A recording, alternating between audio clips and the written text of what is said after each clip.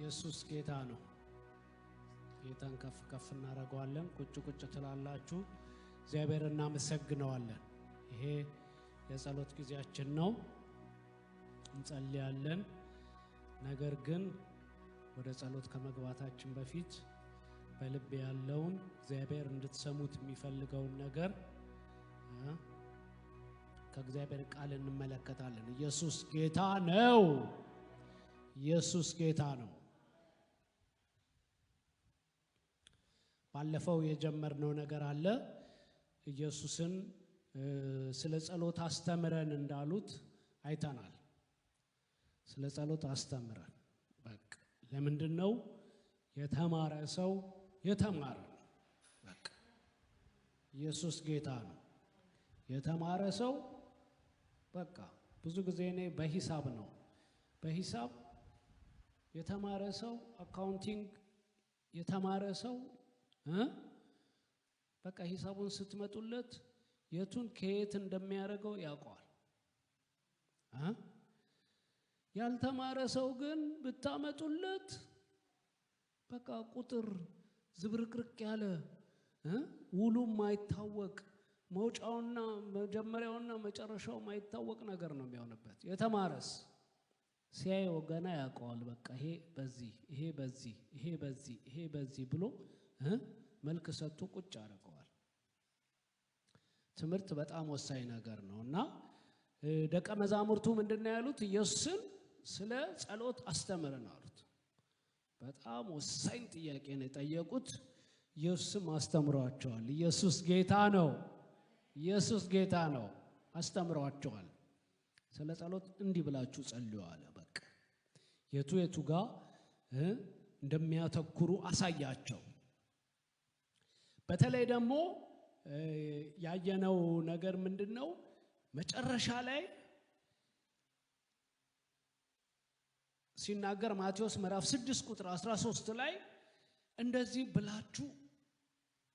እንደዚህ ብለው እንዲያጠቃልሉ ነው የነገራቸው። ሲያስተምራቸው ምን አለ?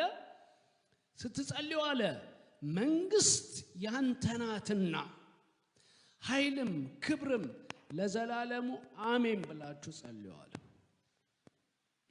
ምን ማለት ነው? መንግስት ያንተ ናትና ኃይል ያንተ ነውና ክብርም ያንተ ነውና ስለዚህ ነው የምንጸልየው። የጸሎታችን መሰረቱ ምንድነው አለ? መንግስት ያንተ ስለሆነ ነው። ይህን ጸሎታችንን መመለስ የምችል አንተ ስለሆንክ ነው። ይህን ጸሎታችንን መመለስ የምችል አንተና አንተ ብቻ ስለሆንክ ነው ማለት ነው። መንግስት ያንተ ናት፣ ኃይልም ያንተ ነው። በቃ ኃይል የማን ነው? የእግዚአብሔር ነው። ኢየሱስ ጌታ ነው። ኢየሱስ ጌታ ነው። ኃይልም ያንተ ናት። አንድ ቦታ ደግሞ ይሄንን ሳሰላስል ተመሳሳይ ነገር በብሉይ ኪዳን አየው። በጣም ገረመኝና በአንደኛ ዜና ምዕራፍ 29 ላይ እንደዚሁ አንደኛ ዜና ምዕራፍ 29 ከቁጥር 11 እስከ ቁጥር 13 ድረስ ተመሳሳይነት ሐሳብ ያለው ነገር ይናገራል። ስትጸልዩ እንደዚህ ብላችሁ ጸልዩ አለና በሰማያት የምትኖር አባታችን ሆይ ስምህ ይቀደስ፣ መንግስትህ ትምጣ፣ ፈቃድህ በሰማይ እንደሆነች እንዲሁ በምድር ትሁን ብላችሁ ጸልዩ አለና መጨረሻ ላይ በምንድነው የደመደመው? መንግስት ያንተ ናትና።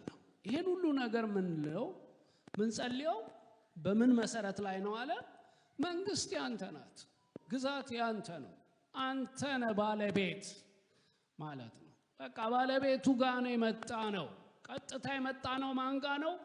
ባለቤቱ ጋር ነው። ቦስ ጋር ነው። አለቃው ጋር ነው። ጀማሪው ጋር ነው። ባለቤቱ ጋር ነው።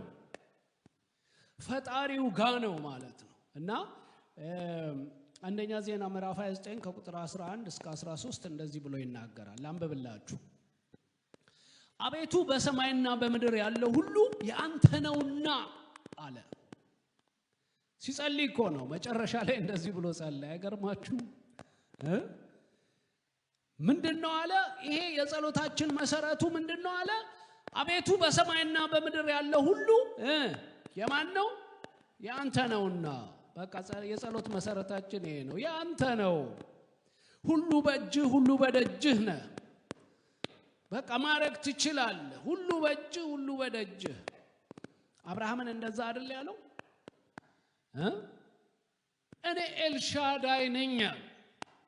ስለዚህ በፊት የተመላለሳል። በቃ እኔ ተማመን ነው። እኔ ጋር ምንም ችግር የለም። እኔ የሞላልኝ ነኝ። እኔ ኤልሻዳይ ነኝ። ሁሉን የምችል ነኝ። ሁሉን የማቅ ነኝ። አሳቤ የማይመረመር ነው። ስለዚህ በፊት የተመላለስ ብሎ ሲናገረው እንመለከታለን። እዚህ ጋር ግን ምን አለ?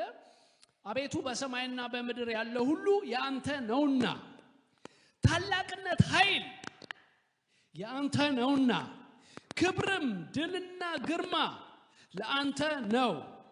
አቤቱ መንግስት ያንተ ነው። አንተም በሁሉ ስፍራ ከፍ ከፍ ያልክ ራስ ነህ።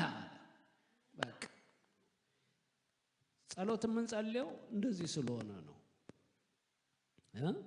እንደዚህ ከፍ ያለ አምላክ ፊት ነው እንደቆመን አውቀን ነው መጸለይ ያለብን። እንደው እግዚአብሔርን እንደው እጁን ይዘን እንደምንረዳው በቃ እንደው እንደምንደግፈው እርዱኝ እረዳቸዋለሁ ብለው ሰዎች እንደሚጠቅሱት ልንረዳዳ አይደለም ከእግዚአብሔር ጋር። እግዚአብሔርን ልንረዳው ኖ ምን አለ? አቤቱ በሰማይና በምድር ያለው ሁሉ ያንተ ነውና ታላቅነትና ኃይል ክብርም ድልም ግርማም ለአንተ ነው። አቤቱ መንግስት ያንተ ነው። አንተም በሁሉ ላይ ከፍ ከፍ ያልክ ራስ ነህ። ከዛ አላቆመም። ቁጥር 12 ላይ ባለጠግነትና ክብር ካንተ ዘንድ ነው አለ። ራሱ ባለጠግነት ክብር ሶርሱ ራሱ ምንጩ ራሱ አንተ ነህ አለ። ምንጩ የባለጠግነት የክብር ምንጩ አንተ ነህ። ክብር ካለ ካንተ ነው የመነጨው።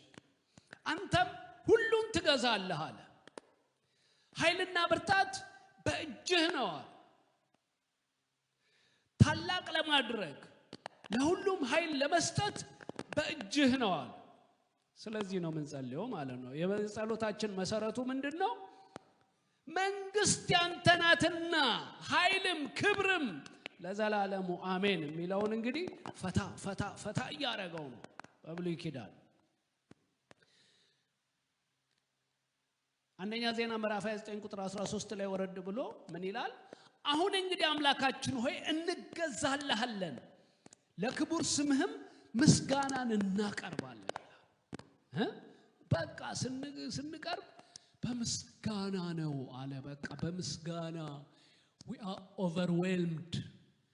በቃ ተጥለቅልቀናል ማለት ነው። በቃ በክብርህ በምስጋናህ በደግነትህ በኃይልህ በብርታትህ ተጥለቅልቀን ነው የመጣ ነው። መጥለቅለቅ በቃ overwhelmed ሆነን ነው። በቃ ይዋኘን በዚህ ነገር ውስጥ በዚህ ሐሳብ ውስጥ ነው ወደ አንተ ምን ጸልየው ብሎ ነው የሚናገረው። ኢየሱስ ጌታ ነው። የጸሎቱ መሰረት ምንድነው? መንግስት ያንተ ናትና ኃይልም ክብርም ለዘላለሙ አሜን ብላችሁ ጸልዩ አለ። ኢየሱስ ጌታ ነው። ኢየሱስ ጌታ ነው። ኢየሱስ ጌታ ነው።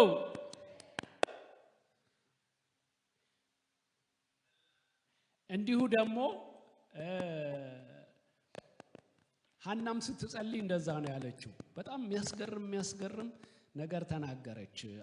በአንደኛ ሳሙኤል ምዕራፍ 2 ቁጥር 8 ላይ መንግስት ያንተ ናትና ኃይልም ክብርም ለዘላለሙ አሜን የሚለውን በሷ ደግሞ ቃል ስትፈታው በአንደኛ ሳሙኤል 2:8 ላይ እንደዚህ አለች። ስለ እግዚአብሔር ብዙ ነገር ትናገራለች። በጣም የሚገርም ነገር ነው እዛ ጋር የምትናገረው። ግን አንዷን ቁጥር ብቻ ላንበብላችሁ። አንደኛ ሳሙኤል ምዕራፍ 2 ቁጥር 8 ላይ ከህዝቡ መኳንንት ጋር ያስቀምጣቸው ዘንድ አለ የክብርንም ዙፋን ያወርሳቸው ዘንድ ችግረኛውን ከመሬት ያነሳል አለች። ኢየሱስ ጌታ ነው በቃ ችግረኛውን አለች ከመሬት ያነሳል ለጌታ ሚሳነው ነገር የለም መሬት ከሆነ ብድግ ያደርገዋል ራቀብኝ ይሄን ሰው ለመርዳት ራቀብኝ የሚለው ነገር የለም ወይም እግዚአብሔር ታላቅ ነው ማንንም አይንቅም አለ በቃ ይወርደ ይሄ መጨረሻ በቃ ላነሳው አልችል ኖ እንደውም በዛ የተካነ ነው ጌታ እንደውም በደካማውን በመርዳት የተካነ ነው ኤክስፐርት ነው በቃ ይወዳል እንደውም እንደዛ ሲሆን ችግረኛውን ከመሬት ያነሳል አለች ምስኪኑንም ከጉድፍ ያስነሳል አለች ምክንያቱን ስትናገር በጣም ይገርመው ነገር ምንድነው የምድር መሰረቶች የእግዚአብሔር ናቸውና አለች ማን ነው አለች እግዚአብሔር ነው ባለቤቱ አለች ባለቤት ስለሆነ ያረጋዋል ይችላል ምክንያቱም ምንድነው አለች የምድር መሰረቶች እግዚአብሔር ናቸው እግዚአብሔር ነው ባለቤት አለች በእርሱም ላይም ዓለምን አደረገ እያለች ትናገራለች ስለዚህ በዚህ ቀን እንግዲህ እግዚአብሔር የሚናገረን ነገር ምንድነው በእረፍት እንድንጸልይ ነው በቃ ኢየሱስ ጌታ ነው እውነት ነው ስራ ነው እውነት ነው በጸሎት መለውጣቸው ነገሮች አሉ እውነት ነው ቫዮለንት መሆን አለብን ግን at the same time ደግሞ በእረፍት በመተማመን ይሄን ታላቅ ጌታ በፊታችን በማየት መሆን አለበት ነገሮች ሊገስፉብን አይገቡም ኖ ኢየሱስ ጌታ ነው ኢየሱስ ጌታ ነው ስለዚህ ነው መዝሙረኛው ምን አለ መዝሙረኛው በመዝሙር 100 ከቁጥር 1 ጀምሮ ልታነቡ ይችላልላችሁ እኔ ከቁጥር 2 ጀምሮ ላንብብላችሁ ከቁጥር 2 እስከ 4 ያለው ላንብብላችሁ እንደዚህ ያለ መዝሙረኛው ለእግዚአብሔር ተገዙ በሐሴትም ወደፊቱ ግቡ አለ ደስ ብሏችሁ ወደፊቱ ግቡ አለ ኢየሱስ ጌታ ነው እንደው ጭብጥ ብላችሁ አትግቡ አለ ኖ ለእግዚአብሔር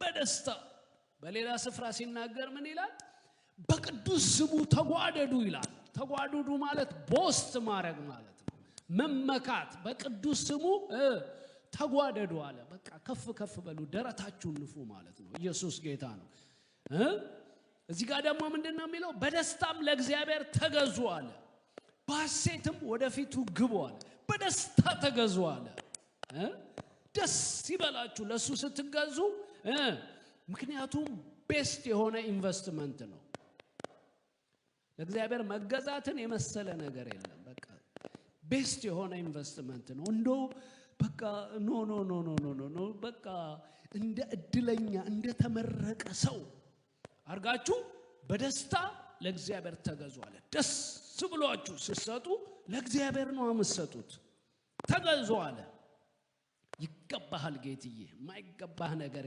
ሁለንተናዬ ይገባሃል ምንም የሚበዛብህ ነገር የለም በማለት አለ በደስታ ለእግዚአብሔር ተገዙ አለ በሐሴትም ወደፊቱ ግቡ ደስ ብሏችሁ ወደፊቱ ግቡ አለ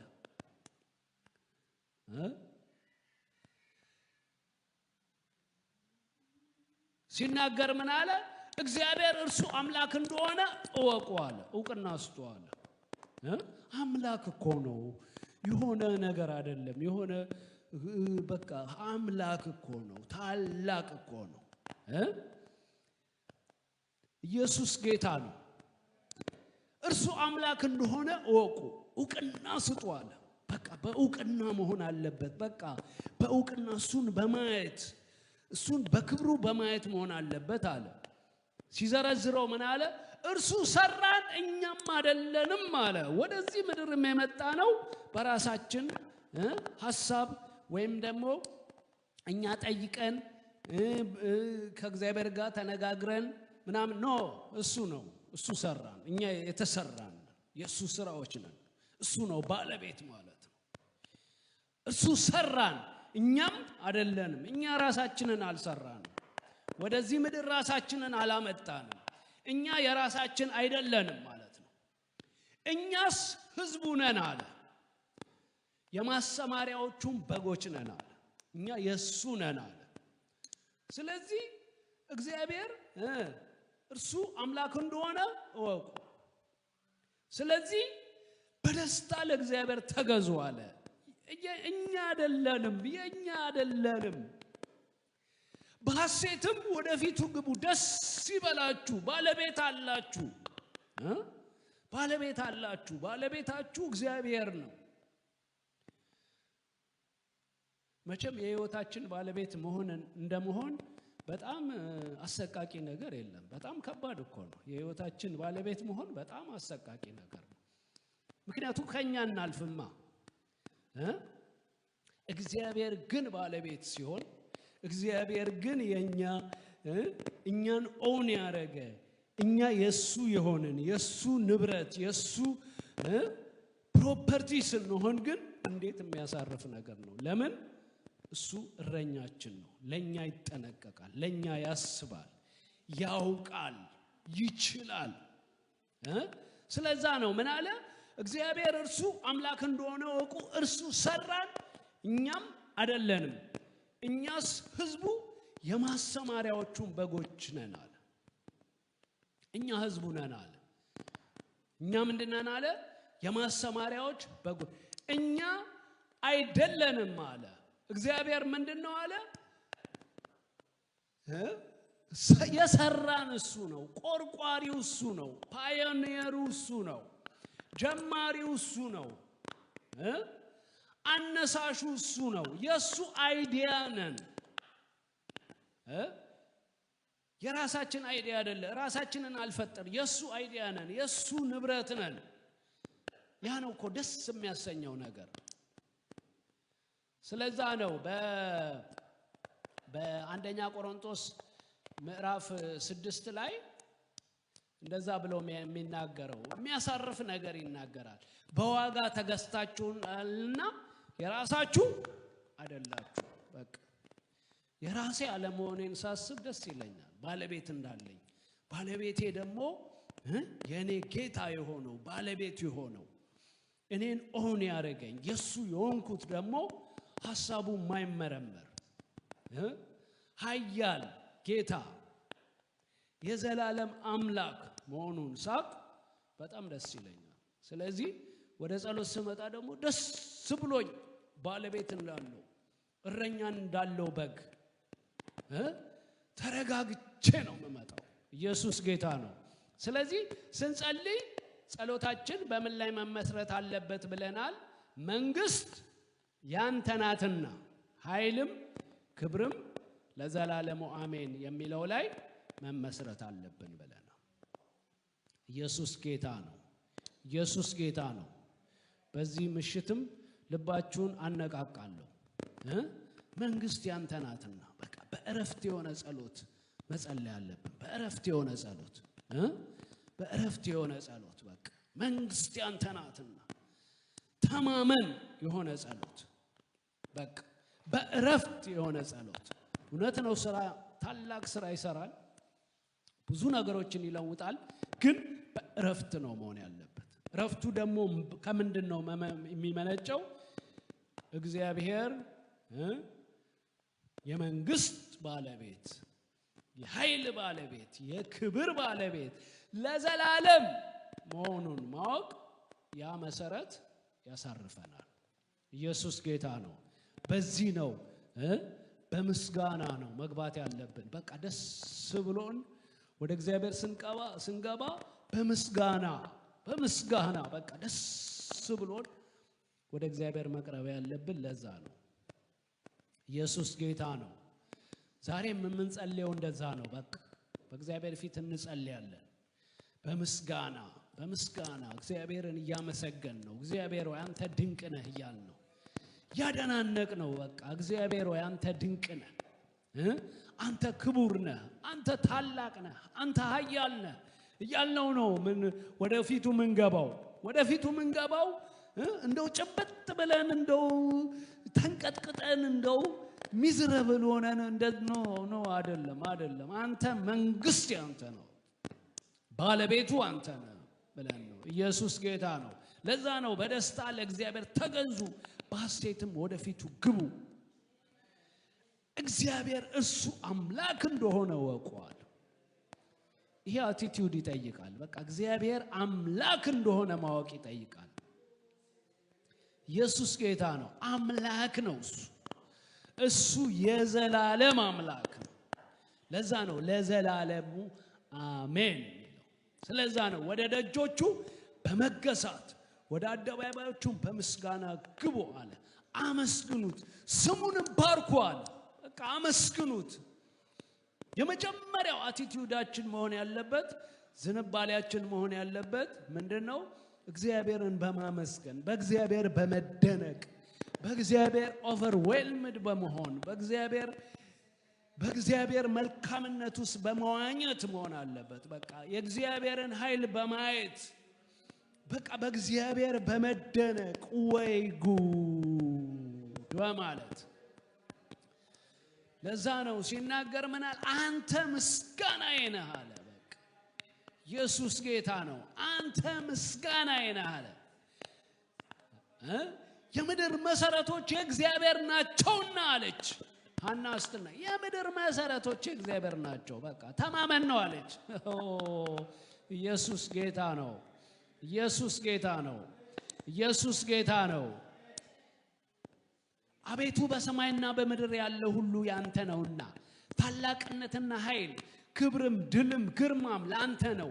አቤቱ መንግስት ያንተ ነው፣ አንተም በሁሉ ላይ ከፍ ከፍ ያልክ ራስ ነህ ብሎ በዛ አቲቲዩድ መጸለይ እንዳለብን በዛ አቲቲዩድ በዛ ዝንባሌ በዛ አስተሳሰብ በዛ ፍሬምወርክ መጸለይ እንዳለብን ይናገራል። በምስጋና እግዚአብሔርን እስቲ አመስግኑት። በቃ ረፍ በሉና አመስግኑት። እስቲ ለጥቂት ደቂቃ አመስግኑት እግዚአብሔርን። በቃ አመስግኑት አለኮ ደግሞ ሳታመሰግኑት ምን እንደሚያስፈልጋችሁ ያውቃል አለ። በቃ ተረጋጉ፣ በቃ ደስ ይበላችሁ።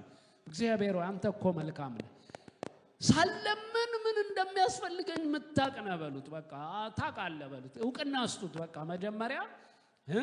መጀመሪያ በቃ አንተ እኔ ምን እንደሚያስፈልገኝ ታውቃለህ። ለዛ ነው በአዲስ ኪዳንም ያለው ምንድነው?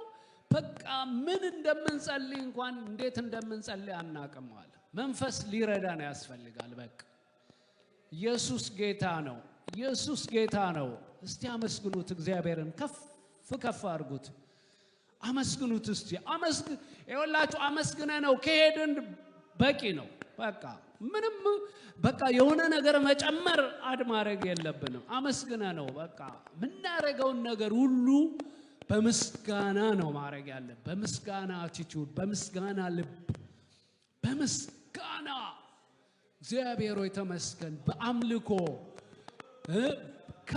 ከፍ በማድረግ በማክበር አንተ ታላቅ ነህ፣ አንተ ንጉስ ነህ፣ አንተ እኮ ድንቅ ነህ፣ አንተ እኮ ልዩ ነህ፣ አንተ እኮ ታላቅ ነህ በማለት በማክበር በማሞጋገስ እግዚአብሔር ከፍ በማድረግ እግዚአብሔርን ከፍ በማድረግ በቃ እግዚአብሔርን ከፍ በማድረግ በማመስገን በቃ ከፍ በማድረግ ኢየሱስ ጌታ ነው። እናመሰግነዋለን። ከፍ እናደርገዋለን። ኢየሱስ ጌታ ነው። እናመሰግነዋለን። ኢየሱስ ጌታ ነው።